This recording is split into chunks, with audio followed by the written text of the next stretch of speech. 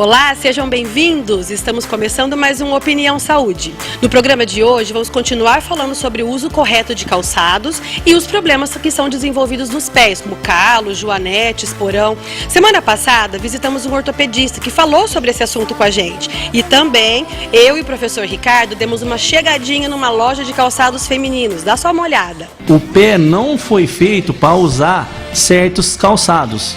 Principalmente as mulheres que abusam dos sapatos de bico fino. Então o pé ele foi feito para não ser apertado.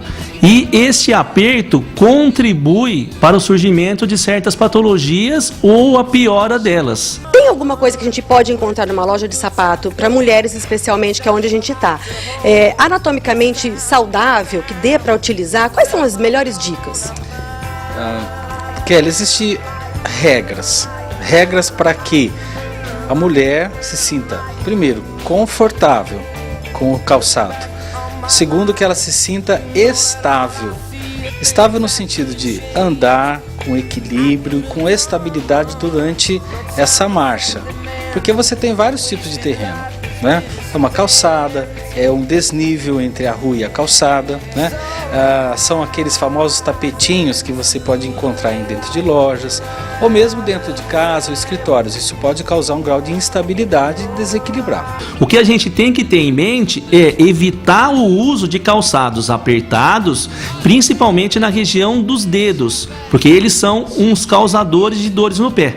Ele é o dorso arredondado, ele protege muito bem os dedos, ele faz esse dorso ser adaptado, estabilizado. Vocês não estão vendo aí, mas ele é fofinho, tá, gente? Por dentro. Os outros não são muito, não. Esse aqui é fofinho, aquele comfort, né? Exatamente. Ele tem condições de fazendo um amortecimento, né?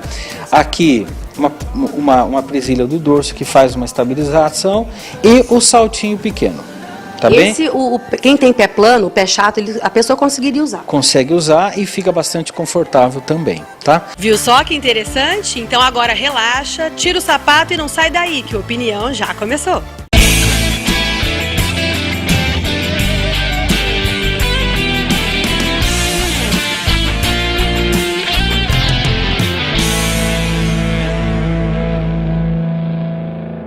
Bom, gente, estamos aqui com o professor Pablo, como prometido no programa da semana passada, e ele vai explicar pra gente, né, Pablo, o que é o uso da palmilha. É uma coisa obrigatória para todo mundo? O exame que você faz aqui, que vai mostrar pra gente, Pablo, para quem que é indicado, como é que funciona? Fala pra gente.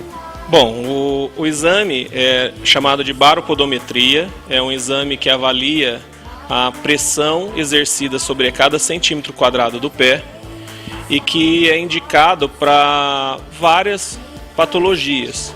As mais importantes são aquelas em que as pessoas apresentam alterações da estrutura do pé e, portanto, indicado praticamente para todo tipo de pessoa. Ô Pablo, então explica pra gente. Nós falamos a semana passada, quem tá em casa vai lembrar, e quem viu a semana passada vai lembrar que a gente falou de calo, joanete, até um ortopedista nos auxiliou nessas informações.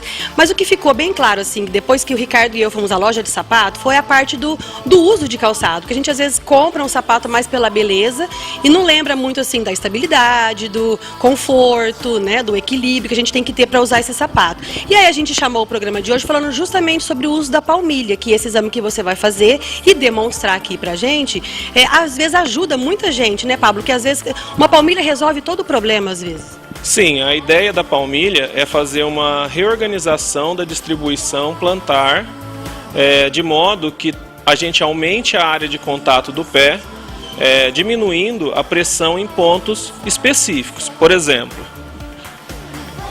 temos aqui um boneco para mostrar a anatomia do pé.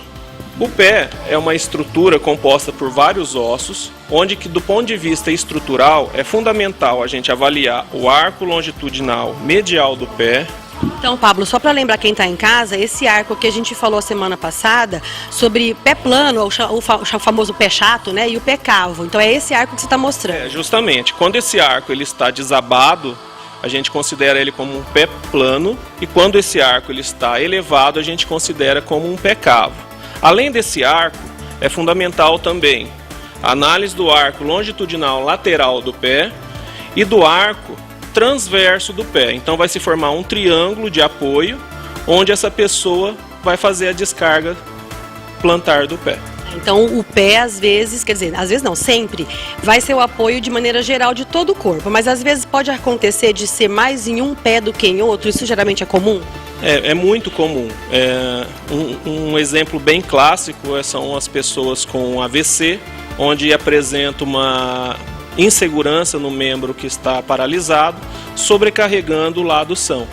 E isso a gente vai ver daqui a pouco com o exame. Tá, então aqui, mostrando a anatomia do pé, deu para ficar muito claro para quem está em casa, né? Dá para mostrar aqui de novo, que essa região da parte do meio do pé, né? Da parte interna da região da perna aqui, e o pé aqui, esse arco aqui, quando ele está bem elevado, esse arco é chamado de pé cavo, né? É o pé cavo.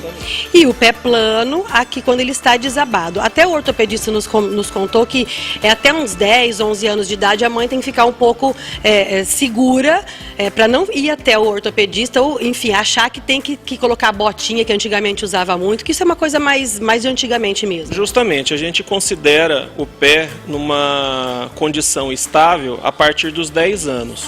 Então, só que é de fundamental importância o monitoramento dos pais, porque a criança ela já pode ter geneticamente um pé plano.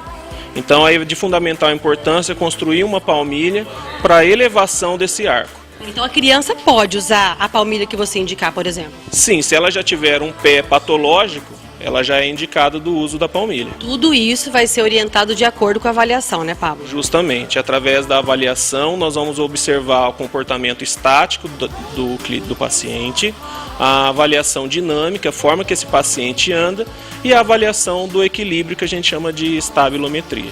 Bom, então o Pablo vai mostrar agora como é que faz a avaliação com a baropodometria, com a Bruna que está aqui, que é a nossa voluntária. Pablo, vamos lá, mostra pra gente como é que é esse exame. Bom, em primeiro lugar, nós avaliamos o índice de massa corporal da cliente que vai ser analisado.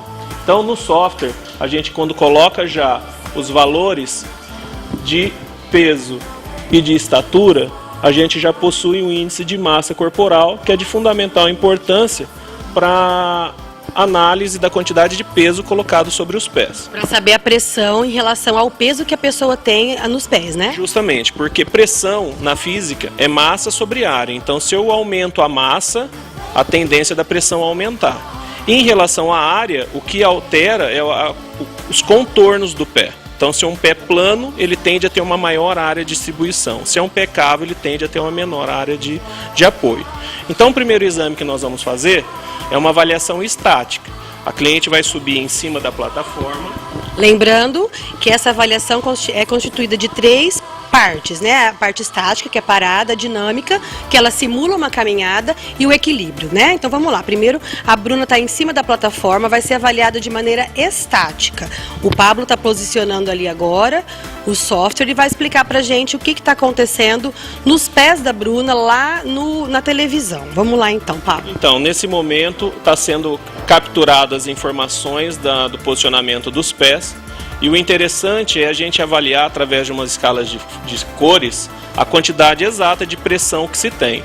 Então aqui a gente pode perceber no pé esquerdo e no pé direito as áreas onde se concentra maior a intensidade de pressão e as áreas de contato. Então o programa já me dá se o pé é um pé normal, um pé plano ou um pé cavo, a quantidade exata de pressões que ele coloca em cima de cada perna. Então a gente está observando que no caso da Bruna, ela está colocando 54% na parte posterior do pé. Mais no calcanhar. Justamente, por isso a gente confirma a não presença dos dedos aqui. Então, neste caso, a palmilha já seria indicada para quê? Para aumentar as áreas de contato do pé. Isso olhando uma análise muito rápida. Dá para ver até que tem 2 dedinhos do lado esquerdo, mais 2 dedinhos do lado direito. Então dá para ver mais ou menos, rapidamente falando, que tipo de palmilha já seria indicado aí. Sim, e o importante é saber que na hora que nós vamos confeccionar a palmilha, já é emitida um laudo no tamanho exato do pé dela, o que ela nos informou. Então não corre o risco de se construir uma palmilha errada. A ideia do exame é justamente confeccionar uma palmilha personalizada para cada tipo de pé.